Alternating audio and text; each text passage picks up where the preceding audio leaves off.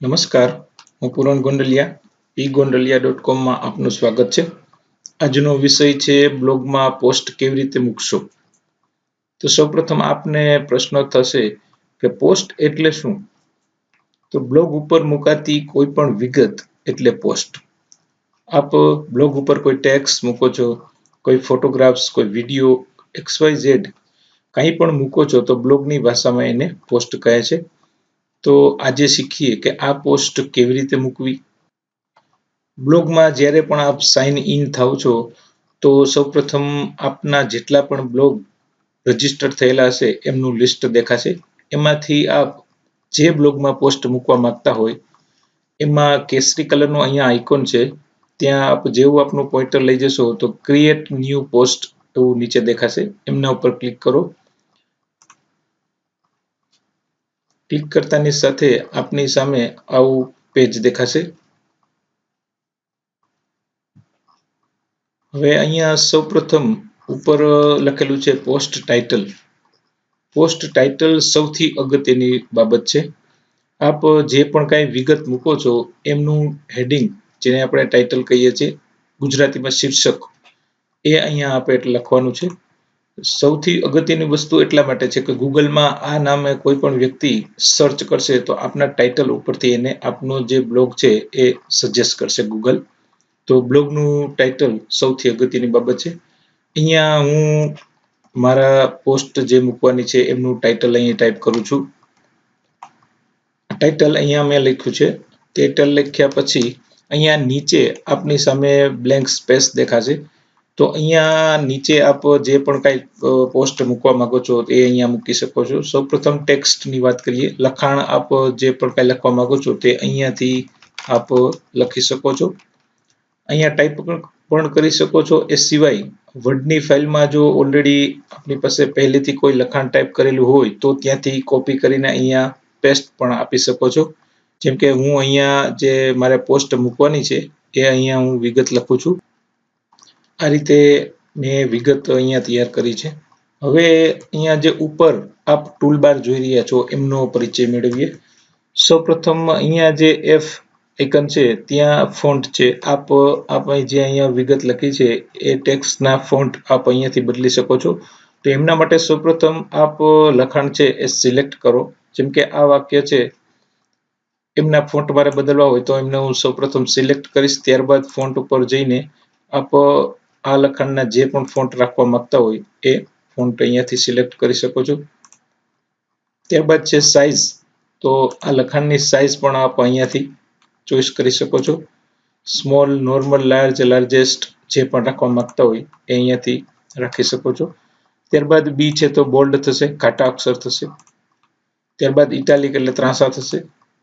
નીચે અંડરલાઈન કરવા માંગતા હોય તો અહીંયાથી અંડરલાઈન પણ આવી જશે. ત્યારબાદ આ જે લાઈન છે લખેલી એમના ટેક્સ્ટ કલર આપ ચેન્જ કરવા માંગતા હોય તો અહીંયાથી કલર પણ રાખી શકો છો. આ રીતે બેકગ્રાઉન્ડ કલર રાખવા માંગતા હોય ટેક્સ્ટના તો અહીંયાથી બેકગ્રાઉન્ડ કલર પણ રાખી શકો છો. આ રીતે આ જે લખાણ સમગ્ર લખાણ ટાઈપ કરેલું છે એમનું જે એલાઇનમેન્ટ સેટ કરવા માંગતા હોય તો સૌપ્રથમ અહીંયા જે લખાણ છે એને સિલેક્ટ કરી અહીંયા ઓપ્શન છે એલાઇનમેન્ટ. એમાંથી ડિફોલ્ટ રીતે અત્યારે લેફ્ટ એલાઇનમેન્ટ છે. સેન્ટર ઉપર ક્લિક કરતા વચ્ચે આવી જશે.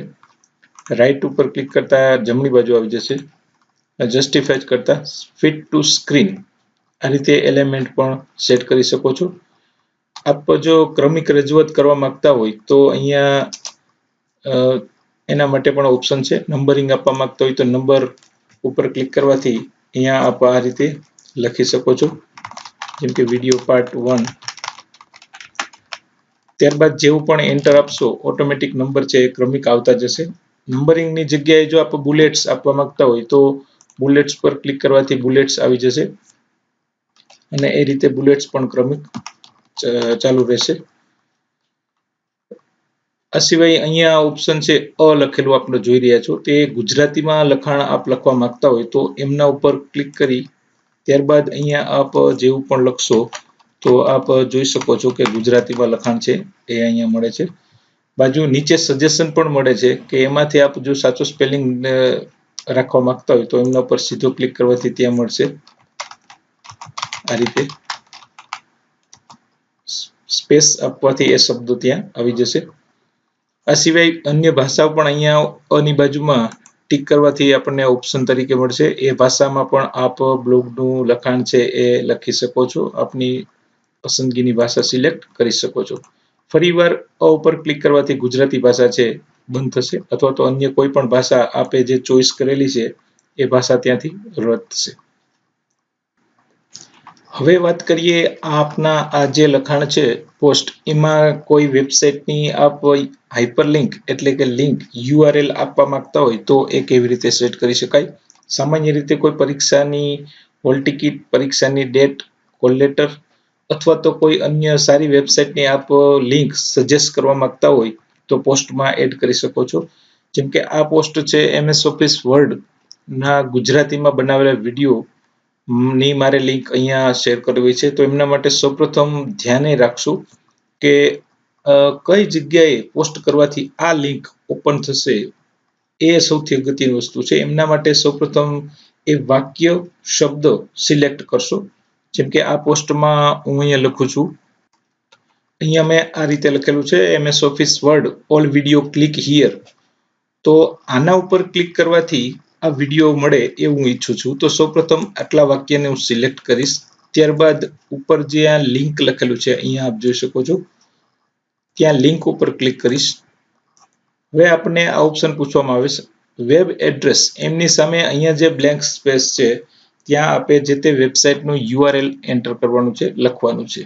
તો આ માટે સૌપ્રથમ આપની પાસે જો URL સેવ કરેલું હોય તો ત્યાંથી કોપી કરીને પેસ્ટ પણ આપી શકો છો. આ સિવાય કોઈ વેબસાઇટમાંથી સીધું લેવા માંગતા હોય તો જે તે વેબસાઇટ ઓપન કરી, દાખલા તરીકે આ પેજ છે MS ઓફિસ વર્ડના વિડીયોનું, તો ઉપર જે અહીંયા જે આપ URL જોઈ રહ્યા છો એમને હું એક ક્લિક કરીશ એટલે સિલેક્ટ થશે. આ રીતે બ્લુ કલરમાં દેખાશે. ત્યારબાદ Ctrl+C એટલે આ URL કોપી થશે. હવે બ્લોગ પર જઈને અહીંયા જે વેબ એડ્રેસ છે એમની સામે ક્લિક કરી પેસ્ટ આપીશ, એટલે કે Ctrl+V આ એમની શોર્ટ કી છે. આટલું કર્યા પછી અહીંયા નીચે બે ઓપ્શન છે, open this link A new window. એમાં જો ટીક આપશો તો આપનો જે બ્લોગ ઓપન થયેલો છે એ તો એમનેમ જ રહેશે. એ સિવાય આ લિંક ઉપર ક્લિક કરતા નવી ટેબ, બીજી ટેબમાં આ જે લિંકની URL છે એ ઓપન થશે. તો અહીંયા ટીક આપશું, ઓકે આપો. હવે આ લિંક છે એ અહીંયા સેટ થઈ ગઈ છે. ત્યારબાદ પબ્લિશ આપી શકાય. પબ્લિશ આપતાની સાથે જ આ પોસ્ટ છે બ્લોગ ઉપર ડિસ્પ્લે થશે. પબ્લિશ આપતા પહેલા અહીંયા જમણી બાજુ આપ કેટલાક ઓપ્શન જોઈ શકો છો, જેમાં એક છે પેરેમ લિંક. એમના ઉપર ક્લિક કરતા આ પોસ્ટની URL એટલે કે એમની જે લિંક છે એ અહીં મળે છે. અહીંયા આ રીતે સિલેક્ટ કરી કોપી કરી આ લિંક છે એ આપ સોશિયલ મીડિયા ફેસબુક, વોટ્સએપમાં પણ શેર કરી શકો છો. ત્યાં ક્લિક કરવાથી સીધી આપને આ પોસ્ટ છે એ ઓપન થશે.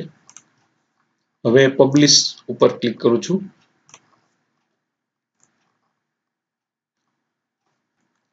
આ રીતે Google+ નું ઓપ્શન આવશે. તો અહીંયા શેર કરવા માંગતા હોય તો શેર ઉપર ક્લિક કરશો, અન્યથા કેન્સલ. હવે જોવા માટે વ્યૂ બ્લોગ ઉપર ક્લિક કરું છું એટલે આપની આ પોસ્ટ છે એ આ રીતે દેખાશે, જેમાં અહીંયા લખેલ છે MS office word all video click here. એમના ઉપર હું ક્લિક કરું છું એટલે નવી જ ટેબમાં આ જે પેજ છે વિડીયો માટેની એ આ રીતે આપ જોઈ શકશો. 22 વિડીયો છે MS ઓફિસ વર્ડ ગુજરાતીમાં શીખવા માટે. અહીંયા આપ જોઈ શકો છો કે આપનું જે પેજ છે એ યથાવત છે, નવી જ ટેબમાં આ પેજ ખુલે છે.